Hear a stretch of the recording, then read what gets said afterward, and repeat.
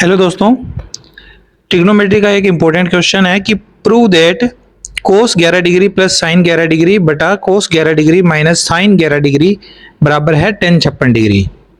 इस क्वेश्चन को कैसे प्रूव करना है, कैसे अपनी थॉट को डेवलप करना है इस क्वेश्चन को प्रूव करने के लिए, वो मैं आपको इस क्वेश्चन में बताने वाला हूं। ध्यान से देखिएगा।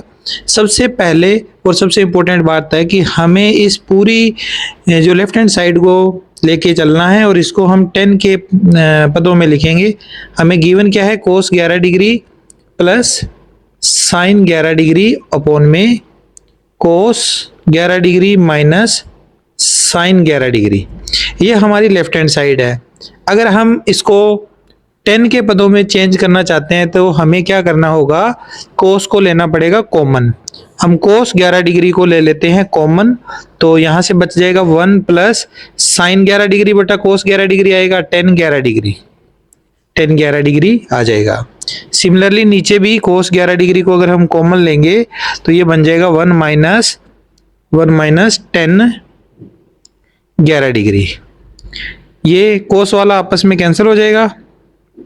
अब यहां थोड़ा सा अपना माइंड लगाना है कि 1 जो है 1 को हम लिख सकते हैं tan 45 degree plus tan 11 degree, और बटा में इस 1 को तो 1 ही पड़ा रहने देंगे।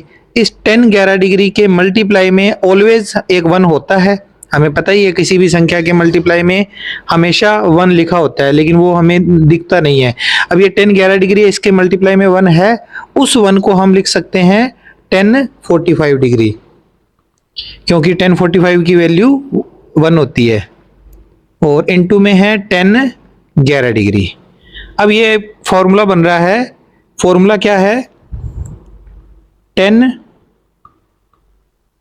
फॉर्मूला है हमारे पास tan a प्लस b।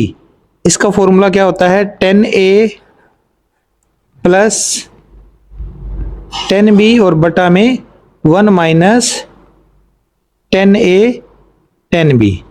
ये फॉर्मूला यहाँ पर अप्लाई होगा तो हमारा आंसर हमें प्राप्त हो जाएगा। देखो tan a plus tan b बटा 1 minus tan a tan b, तो इसका मतलब ये tan a प्लस b वाला फॉर्मूला बन रहा है, यानी tan a का मान हो गया 45 डिग्री,